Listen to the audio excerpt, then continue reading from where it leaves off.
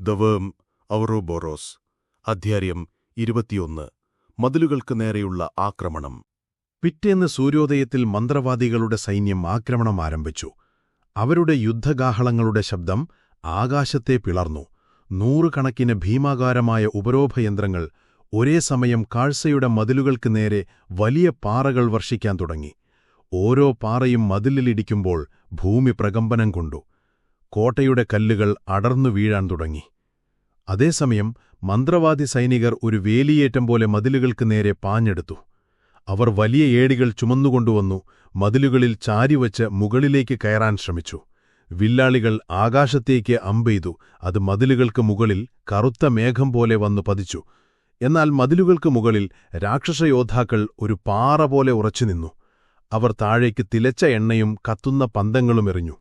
മുകളിലേക്ക് കയറാൻ ശ്രമിച്ചവരെ കുന്തം കൊണ്ട് കുത്തി വീഴ്ത്തി. അവരുടെ വില്ലാളികൾ ശത്രുക്കൾക്ക് നേരെ കൃത്യമായി അമ്പെയ്തു. ഓരോ അമ്പും ഓരോ ജീവനെടുത്തു. ഗോൾഡ്രീ പ്രഭു മതിലിന്റെ ഏറ്റവും അപകടം പിടിച്ച ഭാഗത്തുനിന്ന് യുദ്ധം നയിച്ചു. അദ്ദേഹം ഒരു സാധാരണ പടയാളിയെപ്പോലെ പോരാടി. അദ്ദേഹത്തിന്റെ ഭീമാകാരമായ വാൾ ശത്രുക്കളുടെ ഏണികൾ തകർത്തു. മുകളിലെത്തിയവരെ വെട്ടിനുറുക്കി. അദ്ദേഹത്തിന്റെ ഗർജനം അദ്ദേഹത്തിന്റെ യോദ്ധാക്കൾക്ക് സിംഹത്തിന്റെ ധൈര്യം നൽകി. ബ്രാൻഡോഗ് ദാഹ പ്രതിരോധം മൊത്തത്തിൽ നിയന്ത്രിച്ചു. അദ്ദേഹം മതിലിലൂടെ ഓടിനടന്നു. സൈനികർക്ക് നിർദ്ദേശങ്ങൾ നൽകി. ദുർബലമായ ഭാഗങ്ങളിൽ കൂടുതൽ ആളുകളെ നിയോഗിച്ചു. അദ്ദേഹത്തിന്റെ ശാന്തവും തന്ത്രപരവുമായ നീക്കങ്ങൾ രാക്ഷസരുടെ പ്രതിരോധത്തെ ഒരു ഉരുക്കുകോട്ടയാക്കി മാറ്റി. മണിക്കൂറുകളോളം ഈ ഭീകരമായ പോരാട്ടം തുടർന്നു. മതിലുകൾക്ക് താഴെ മൃതദേഹങ്ങൾ കുന്നുകൂടി. രക്തം ചാലുകളായി ഒഴുകി. രാക്ഷസയോദ്ധാക്കളുടെ ധീരമായ പ്രതിരോധത്തിനു മുന്നിൽ മന്ത്രവാദികളുടെ ആദ്യത്തെ ആക്രമണങ്ങൾ പരാജയപ്പെട്ടു. അവർക്ക് കനത്ത നാശനഷ്ടങ്ങൾ സംഭവിച്ചു. എന്നാൽ ലോർഡ് ഗ്രോയ്ക്ക് സൈനികർക്കൊരു പഞ്ഞവുമില്ലായിരുന്നു. വീണുപോയവരുടെ സ്ഥാനത്തേക്ക് പുതിയ സൈനികർ വന്നുകൊണ്ടേയിരുന്നു. അവരുടെ എണ്ണം രാക്ഷസന്മാരെ തളർത്തി. രാക്ഷസയോദ്ധാക്കൾ ക്ഷീണിച്ചു തുടങ്ങി. അവരുടെ അമ്പുകൾ തീരാറായി. ഒടുവിലൊരു ഭാഗത്ത് ഉപരോധയന്ത്രങ്ങളുടെ നിരന്തരമായ ആക്രമണത്തിൽ വതിലിന്റെ ഒരു വലിയ ഭാഗം തകർന്നു വീണു. ആ വിടവിലൂടെ മന്ത്രവാദി സൈനികർ ഒരു പുഴ പോലെ നഗരത്തിലേക്ക് ഇരച്ചു കയറാൻ തുടങ്ങി. അവർ അകത്ത് കടന്നു, ഒരു സൈന്യാധിപൻ അലറി. മതിലുകൾക്ക് പിന്നിലെ ഗോൾഡ്രീ പ്രഭു ആ വിടവിലേക്ക് നോക്കി. പിൻവാങ്ങുക, തെരുവുകളിൽ വെച്ച് അവരെ നേരിടാം, അദ്ദേഹം ആജ്ഞാപിച്ചു.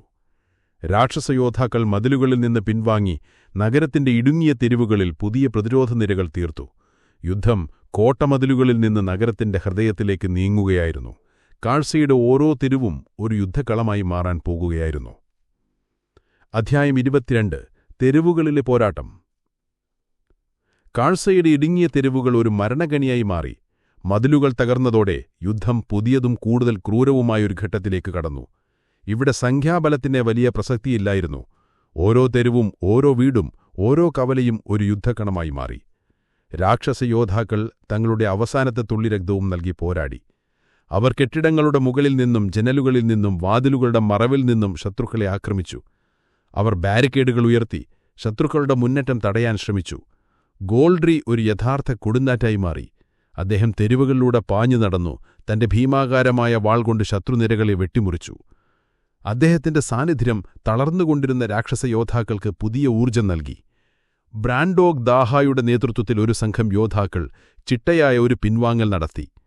അവർ ഒരു തെരുവിൽ പ്രതിരോധം തീർക്കും, ശത്രുക്കൾക്ക് കനത്ത നാശനഷ്ടം വരുത്തും, എന്നിട്ട് അടുത്ത തെരുവിലേക്ക് പിൻവാങ്ങി പുതിയ പ്രതിരോധം തീർക്കും. അദ്ദേഹത്തിന്റെ തന്ത്രങ്ങൾ മന്ത്രവാദികളുടെ മുന്നേറ്റത്തിന്റെ വേഗത കുറച്ചു.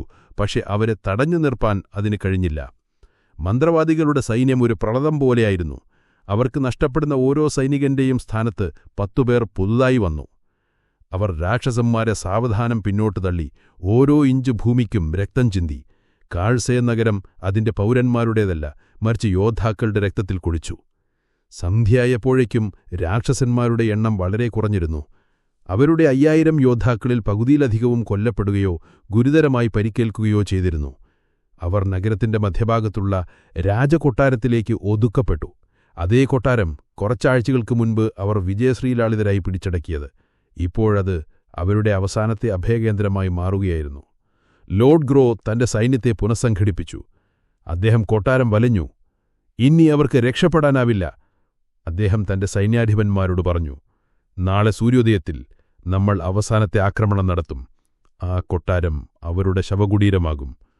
കൊട്ടാരത്തിനുള്ളിൽ അവശേഷിച്ച രാക്ഷസയോദ്ധാക്കൾ തങ്ങളുടെ മുറിവുകൾ വെച്ചുകെട്ടി അവസാനത്തെ പോരാട്ടത്തിനായി തയ്യാറെടുത്തു.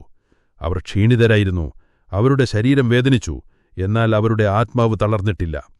അവർ തങ്ങളുടെ നേതാക്കന്മാരായ ഗോൾഡ്രിക്കും ബ്രാൻഡോക്കിനും ചുറ്റുനിന്നു. നമ്മൾ ഒരുമിച്ച് പോരാടി, ഗോൾഡ്രി പറഞ്ഞു. അദ്ദേഹത്തിന്റെ ശബ്ദം ക്ഷീണം കൊണ്ട് പതറി. ഇനി നമ്മൾ ഒരുമിച്ച് മരിക്കും. രാക്ഷസഭൂമിയുടെ യോദ്ധാക്കൾ എങ്ങനെയാണ് മരിക്കുന്നതെന്ന് ഈ ലോകം കാണട്ടെ. അവസാനത്തെ അത്താഴത്തിനായി അവർ ഒത്തുകൂടി. ഓരോരുത്തരും തങ്ങളുടെ വീടിനെയും പ്രിയപ്പെട്ടവരെയും ഓർത്തു. നാളത്തെ പ്രഭാതം തങ്ങളിൽ പലർക്കും അവസാനത്തേതായിരിക്കുമെന്ന് അവർക്കറിയാമായിരുന്നു. അദ്ധ്യായം 23. അവസാനത്തെ പോരാട്ടം. സൂര്യന്റെ ആദികിരണങ്ങൾ കാർസയുടെ തകർന്ന ഗോപുരങ്ങളിൽ തട്ടിയപ്പോൾ മന്ത്രവാദികളുടെ യുദ്ധഗാഹളം അവസാനത്തെ ആക്രമണത്തിനായി മുഴങ്ങി. ലോർഡ് ഗ്രോയുടെ സൈന്യം ഒരു കൂറ്റൻ തിരമാല പോലെ രാജകൊട്ടാരത്തിന് നേരെ ആഞ്ഞടിച്ചു. കൊട്ടാരത്തിന്റെ പ്രധാന കവാടത്തിൽ അവശേഷിച്ച രാക്ഷസയോദ്ധാക്കൾ തങ്ങളുടെ നേതാക്കന്മാർക്ക് പിന്നിൽ അണിനിരന്നു. അവരുടെ എണ്ണം വളരെ കുറവായിരുന്നു, 1000-ൽ താഴെ മാത്രം. എന്നാൽ അവരുടെ കണ്ണുകളിൽ ഭയമായിരുന്നില്ല, മറിച്ച് മരണത്തെ പുച്ഛത്തോടെ നേരിടാനുള്ള നിശ്ചയദാർഢ്യമായിരുന്നു.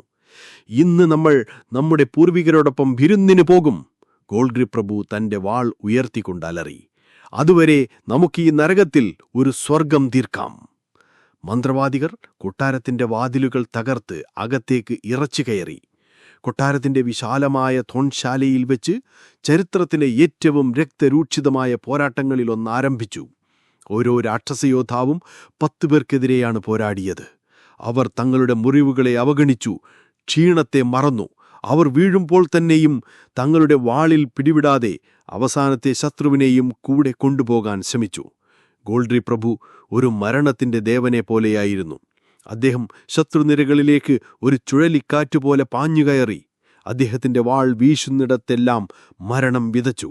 അദ്ദേഹത്തിന്റെ ശരീരം മുറിവുകൾ കൊണ്ട് നിറഞ്ഞിരുന്നു. പടച്ചട്ട രക്തത്തിൽ കുതിർന്നിരുന്നു. എന്നാൽ അദ്ദേഹം മുന്നോട്ട് കുതിച്ചുകൊണ്ടേയിരുന്നു. ബ്രാൻഡോക് ദാഹ ഗോൾഡ്രിയുടെ തൊട്ടുപിന്നിൽ ഒരു നിഴൽ പോലെ പോരാടി. അദ്ദേഹം തന്റെ സുഹൃത്തിനെ സംരക്ഷിച്ചു. അദ്ദേഹത്തിന്റെ പിന്നിൽ നിന്ന് വരുന്ന ആക്രമണങ്ങളെ തടഞ്ഞു. അവരുടെ രണ്ടുപേരുടെയും പോരാട്ടം ഒരു ഇതിഹാസ കാവ്യം പോലെയായിരുന്നു. അടങ്ങാത്ത വീര്യവും തണുത്ത തന്ത്രവും ഒരുമിച്ചു ചേർന്ന ഒന്ന്. എന്നാൽ സംഖ്യയുടെ ശക്തിയെ ധൈര്യം കൊണ്ട് എത്ര നേരം തടഞ്ഞു നിർത്താൻ കഴിയും? രാക്ഷസയോദ്ധാക്കൾ ഒന്നൊന്നായി വീണു തുടങ്ങി. അവരുടെ പ്രതിരോധനിര ചുരുങ്ങി വന്നു. ഒടുവിൽ ഗോൾഡ്രിയും ബ്രാൻഡോക്കും ഏതാനും വിശ്വാസരായ യോദ്ധാക്കളും മാത്രം സിംഹാസനത്തിനു മുന്നിൽ അവശേഷിച്ചു. ലോർഡ് ഗ്രോ തന്റെ അംഗരക്ഷകരാൽ ചുറ്റപ്പെട്ട് മുൻപോട്ട് വന്നു. അദ്ദേഹം വിജയി പോലെ പുഞ്ചിരിച്ചു.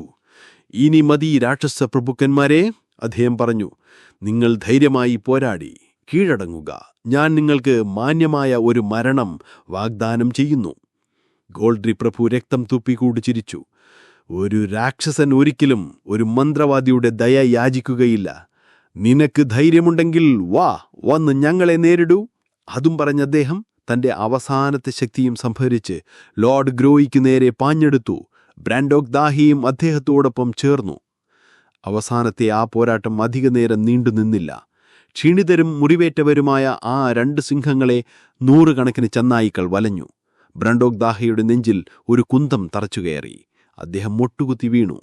ഗോൾഡ്രി പ്രഭു തന്റെ സുഹൃത്ത് വീഴുന്നത് കണ്ട് ഒരു നിമിഷം സ്തബ്ധനായി. ആ നിമിഷത്തിൽ 10-ലധികം വാളുകൾ അദ്ദേഹത്തിന്റെ ശരീരത്തിൽ ഒരേ സമയം തുളച്ചുകയറി. അദ്ദേഹം നിലത്തേക്ക് വീണു, തന്റെ സുഹൃത്തിന്റെ അരികിൽ. അവസാനമായി അവർ പരസ്പരം നോക്കി. ഒരു വാക്കുപോലും പറയാതെ അവരുടെ കണ്ണുകൾ സംസാരിച്ചു. സൗഹൃദത്തിന്റെയും ബഹുമാനത്തിന്റെയും ഒരുമിച്ച് മരിക്കുന്നതിന്റെയും സംതൃപ്തിയുടെയും നാൾ. അങ്ങനെ കാർസയിലെ കൊട്ടാരത്തിൽ രാക്ഷസഭൂമിയിലെ ആ 2 മഹത്തായ യോദ്ധാക്കൾ വീരമൃത്യു വരിച്ചു. അവരുടെ സൈന്യം പൂർണ്ണമായി തുടച്ചു നീക്കപ്പെട്ടു. ലോർഡ് ഗ്രോ സിംഹാസനത്തിന്റെ മുന്നിൽ നിന്ന് തന്റെ കാലിനടിയിൽ കിടക്കുന്ന ശത്രുക്കളെ നോക്കി. അവൻ വിജയിച്ചിരിക്കുന്നു. അധ്യായം 24. ദുരന്തവാർത്ത. കാർസയിലെ കൊട്ടാരധോൺശാലയിൽ സമ്പൂർണ്ണ നിശബ്ദത സാരിച്ചു. യുദ്ധത്തിന്റെ ആരവങ്ങൾ അവസാനിച്ചു. അവശേഷിച്ചത് മരണത്തിന്റെ തണുത്ത മൗനം മാത്രം. ലോർഡ് ഗ്രോ സിംഹാസനത്തിനു മുന്നിൽ തന്റെ കാൽക്കൽ കിടക്കുന്ന രാക്ഷസപ്രഭുക്കന്മാരുടെ മൃതദേഹങ്ങളെ നോക്കി നിന്നു. അദ്ദേഹം വിജയിച്ചിരിക്കുന്നു. മന്ത്രവാദികളുടെ രാജ്യം രക്ഷിക്കപ്പെട്ടു. എന്നാൽ അദ്ദേഹത്തിന്റെ ഹൃദയത്തിൽ വിജയത്തിന്റെ ആഹ്ലാദമായിരുന്നില്ല, മറിച്ച് ഒരുതരം ശൂന്യതയായിരുന്നു. അദ്ദേഹം ഗോൾഡിയുടെയും ബ്രാൻഡോക്കിന്റെയും മുഖങ്ങളിലേക്ക് നോക്കി. മരണത്തിൽ പോലും ആ മുഖങ്ങളിൽ ധൈര്യവും അഭിമാനവും നിഴലിച്ചിരുന്നു. അവർ സിംഹങ്ങളെപ്പോലെ പോരാടി. ഗ്രോ തന്റെ സൈനാധിപന്മാരോട് പതുക്കെ പറഞ്ഞു. അവർ മഹത്തായ ശത്രുക്കളായിരുന്നു. അവർക്ക് അർഹതപ്പെട്ട ബഹുമാനം നൽകുക, അവരുടെ മൃതദേഹങ്ങൾ ബഹുമാനപൂർവ്വം സംസ്കരിക്കുക. വിജയലഹരിയിലായിരുന്ന മന്ത്രവാദി സൈനികർക്ക് തങ്ങളുടെ സൈനാധിപന്റെ വാക്കുകൾ മനസ്സിലായില്ല. എന്നാൽ ഗ്രോയ്ക്കറിയാമായിരുന്നു ഈ വിജയം എത്ര വലിയ വില കൊടുത്താണ് നേടിയതെന്ന്. രാക്ഷസഭൂമിയിലെ ആ ചെറിയ സൈന്യം തന്റെ മഹത്തായ സൈന്യത്തിനു വരുത്തിവെച്ച നാശനഷ്ടങ്ങൾ ഭീമമായിരുന്നു. അതേസമയം 100 കണക്കിന് മൈലുകളകലെ രാക്ഷസഭൂമിയിൽ ആഘോഷങ്ങൾ നടക്കുകയായിരുന്നു. കാർസെ പിടിച്ചടക്കിയെന്നും ഗോർമീസ് രാജാവിനെ വധിച്ചുവെന്നുമുള്ള വാർത്തയുമായി ദൂതൻ ദിവസങ്ങൾക്ക് മുൻപേ പാസിംഗ് കഡ്ബറിയിലെത്തിയിരുന്നു. ജസ്പ്രഭുവും അദ്ദേഹത്തിന്റെ ജനവും തങ്ങളുടെ വീരയോദ്ധാക്കളുടെ മടങ്ങിവരവിനായി കാത്തിരിക്കുകയായിരുന്നു. കോട്ടത്തിലും നഗരത്തിലും കൊടികൾ ഉയർന്നു, സംഗീതം മുഴങ്ങി. ജനങ്ങൾ തങ്ങളുടെ പ്രഭുക്കന്മാരായ ഗോൾഡ്രിയെയും ബ്രാൻഡേക്കിനെയും പ്രകീർത്തിച്ച പാട്ടുകൾ പാടി. അവർ ഉടൻ തന്നെ നിധിശേഖരങ്ങളുമായി വിജയശ്രീലാളിതരായി മടങ്ങിവരും എന്ന് എല്ലാവരും പ്രതീക്ഷിച്ചു. ജസ്പ്രഭു എല്ലാ ദിവസവും കോട്ടയുടെ കിഴക്കേ ഗോപുരത്തിൽ കയറുനിന്ന് കടലിലേക്ക് നോക്കി നിൽക്കുമായിരുന്നു. തന്റെ സഹോദരനെയും ഉറ്റ സുഹൃത്തിനെയും വഹിച്ചുകൊണ്ടുവരുന്ന പായ്ക്കപ്പലുകൾക്കായി അദ്ദേഹം കണ്ണു നട്ടിരുന്നു. അദ്ദേഹത്തിന്റെ ഹൃദയം അഭിമാനം കൊണ്ടും പ്രതീക്ഷ കൊണ്ടും നിറഞ്ഞിരുന്നു. എന്നാൽ ദിവസങ്ങൾ കടന്നുപോയി. ആഴ്ചകളായി കടൽ ശൂന്യമായി കിടന്നു. ഒരു പായ്ക്കപ്പലും വന്നില്ല. ജസ്പ്രഭുവിന്റെ ഹൃദയത്തിൽ ഒരു അശുഭചിന്ത മുളപ്പൊട്ടാൻ തുടങ്ങി. എന്തോ കുഴപ്പമുണ്ട്, എന്തോ സംഭവിച്ചിരിക്കുന്നു. ഒരു പ്രഭാതത്തിൽ കാവൽക്കാരൻ ഓടിവന്നു. പ്രഭോ, കിഴക്കൊരു കപ്പൽ വരുന്നു. അത് മന്ത്രവാദികളുടെ കറുത്ത പായ്ക്കപ്പലാണ്. ജസ്പ്രഭുവിന്റെ ഹൃദയം ഒരു നിമിഷം നിന്നു. പിന്നെ അത് വേഗത്തിൽ ഇടിക്കാൻ തുടങ്ങി. അത് തന്റെ സഹോദരന്റെ കപ്പലല്ല. അദ്ദേഹം ഗോപുരത്തിലേക്ക് ഓടിക്കയറി. ദൂരെ ഒരു കറുത്ത പായ്ക്കപ്പൽ തുറമുഖത്തേക്ക് സാവധാനം വരുന്നത് അദ്ദേഹം കണ്ടു. അതിന്റെ കൊടമരത്തിൽ ഒരു വെളുത്ത കൊടി പാറി പറക്കുന്നുണ്ടായിരുന്നു. സമാധാനത്തിന്റെയോ കീഴടങ്ങളിന്റെയോ അടയാളം. ആ കപ്പൽ എന്തു വാർത്തയാണ് കൊണ്ടുവരുന്നത് എന്നറിയാൻ രാക്ഷസഭൂമി മുഴുവൻ ശ്വാസം മടക്കി പിടിച്ച് കാത്തിരുന്നു. അധ്യായം 25. തകർന്ന ഹൃദയം. ആ കരുത്ത പായ്ക്കപ്പൽ പാസിംഗ് കഡ്ബറിയിലെ തുറമുഖത്ത് നങ്കൂരമിട്ടു. അതിൽ നിന്നിറങ്ങിയത് ഒരു മന്ത്രവാദി പ്രഭുവായിരുന്നു. അദ്ദേഹത്തിന്റെ മുഖം ഗൗരവമേറിയതും ദുഃഖം നിറഞ്ഞതുമായിരുന്നു. അദ്ദേഹത്തോടൊപ്പം ആയുധധാരികളായ സൈനികരുണ്ടായിരുന്നില്ല, മറിച്ച് വെളുത്ത വസ്ത്രം ധരിച്ച ഏതാനും പരിചാരകർ മാത്രം. അവർ കപ്പലിൽ നിന്ന് 2 ശവമഞ്ചുകൾ വളരെ ശ്രദ്ധയോടെ താഴേക്കിറക്കി. അവ പതാകകളാൽ മൂടപ്പെട്ടിരുന്നു. ജസ്പ്രഭു കോട്ടയുടെ കവാടത്തിൽ അവരെ കാത്തുനിന്നു. അദ്ദേഹത്തിന്റെ മുഖം ഒരു കരിങ്കല്ലുപോലെ ഭവരഹിതമായിരുന്നു. എന്നാൽ അദ്ദേഹത്തിന്റെ കണ്ണുകളിൽ ഒരു കൊടുങ്കാറ്റ് രൂപം കൊള്ളാൻ തുടങ്ങിയിരുന്നു. മന്ത്രവാടി പ്രഭു ജസ്റ്റിന്റെ മുന്നിൽ വന്ന് തലകുനിച്ചു. ജസ് പ്രഭു, അദ്ദേഹം പറഞ്ഞു. അദ്ദേഹത്തിന്റെ ശബ്ദം ആദരവ് നിറഞ്ഞതായിരുന്നു. ഞാൻ ലോർഡ് ഗ്രോയുടെ ദൂതനാണ്. ഞാൻ കൊണ്ടുവന്നത് ദുഃഖത്തിന്റെ വാർത്തയാണ്. ജസ് പ്രഭു ഒന്നും മിണ്ടിയില്ല. അദ്ദേഹം ആ ശവമഞ്ചങ്ങളിലേക്ക് നോക്കി. അദ്ദേഹത്തിന്റെ ഹൃദയം ഒരു കനത്ത പാറ പോലെയായിരുന്നു. ദൂതൻ തുടർന്നു. നിങ്ങളുടെ സഹോദരൻ ഗോൾഡ്രി പ്രഭുവും അദ്ദേഹത്തിന്റെ സുഹൃത്ത് ബ്രാൻഡോക് ദാഹയും വീരന്മാരെ പോലെ പോരാടി. അവർ കാർസെ പിടിച്ചടക്കി ഞങ്ങളുടെ രാജാവിനെ വധിച്ചു.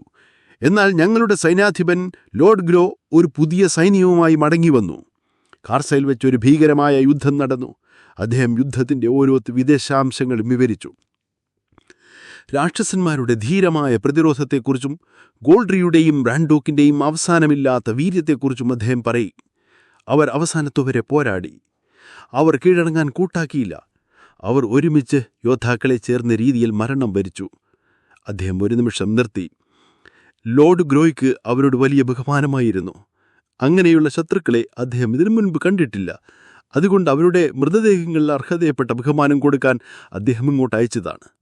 ദൂതൻ പറഞ്ഞു നിർത്തിയപ്പോൾ പാസിംഗ് കഡ്ബറിയിൽ സമ്പൂർണ്ണ നിശബ്ദമായിരുന്നു. ആഘോഷങ്ങളുടെ സംഗീതം നിലച്ചു. ജനങ്ങളുടെ മുഖത്തെ ചിരിമാഞ്ഞു. പകരം അവിശ്വസനീയതയും ദുഃഖവും നിറഞ്ഞു. ജസ് പ്രഭു സാവധാനം ആ ശവമഞ്ചങ്ങളുടെ അടുത്തേക്ക് നടന്നു. അദ്ദേഹം വിറയ്ക്കുന്ന കൈകളോടെ അതിലൊന്നിന്റെ മുകളിലെ പതാക മാറ്റി. അത് അദ്ദേഹത്തിന്റെ സഹോദരൻ ഗോൾഡ്രിയായിരുന്നു. മരണത്തിലും ആ മുഖത്ത് ഒരു ചിരി തങ്ങി നിന്നിരുന്നു. ജസ് അടുത്ത ശവമഞ്ചം തുറന്നു. അവിടെ അദ്ദേഹത്തിന്റെ ഉറ്റ സുഹൃത്ത് ബാൻഡോക് താഹ ശാന്തമായി ഉറങ്ങുകയായിരുന്നു. ജസ്പ്രഭുവിൻ്റെ കണ്ണുകളിൽ നിന്ന് കണ്ണുനീരൊഴുകിയില്ല. അദ്ദേഹത്തിൻ്റെ മുഖത്ത് ദുഃഖത്തിൻ്റെ ഒരു ഭാവവും പ്രകടമായില്ല. എന്നാൽ അദ്ദേഹത്തിൻ്റെ ഉള്ളിൽ ഒരു രോഗം തന്നെ തകർന്നു വീഴുകയായിരുന്നു. അദ്ദേഹത്തിൻ്റെ സഹോദരൻ, അദ്ദേഹത്തിൻ്റെ സുഹൃത്ത്, അദ്ദേഹത്തിൻ്റെ സൈന്യം എല്ലാം നഷ്ടപ്പെട്ടിരിക്കുന്നു. അദ്ദേഹം തിരിഞ്ഞ് മന്ത്രവാദിദൂതരോട് പറഞ്ഞു. അദ്ദേഹത്തിൻ്റെ ശബ്ദം തണുത്തുറഞ്ഞിരുന്നു. നിങ്ങളുടെ യജമാനോട് എൻ്റെ നന്ദി പറയുക. അദ്ദേഹം എൻ്റെ സഹോദരനും സുഹൃത്തിനും നൽകിയ ബഹുമാനത്തിന്. ഇനി നിങ്ങൾ പോകുക, സമാധാനത്തോടെ പോവുക. ദൂതനും സംഘവും കപ്പലിലേക്ക് മടങ്ങി. അവർ പോയപ്പോൾ ജസ്പ്രഭു ആകാശത്തേക്ക് നോക്കി. അദ്ദേഹത്തിൻ്റെ കണ്ണുകൾ ഒരു അഗ്നിപർവ്വതം പോലെ തെളിച്ചു. പ്രതികാരം. അദ്ദേഹം പതുക്കെ, എന്നാൽ ലോകം മുഴുവൻ കേൾക്കാൻ പാകത്തിൽ പറഞ്ഞു, ഇനി പ്രതികാരം മാത്രം. രാക്ഷസഭൂമിയുടെ ആഘോഷങ്ങൾ അവസാനിച്ചു. പകരം ദുഃഖത്തിൻ്റെയും പ്രതികാരത്തിൻ്റെയും ഒരു നീണ്ട രാത്രിക്ക് തുടക്കം കുറിക്കുകയായിരുന്നു.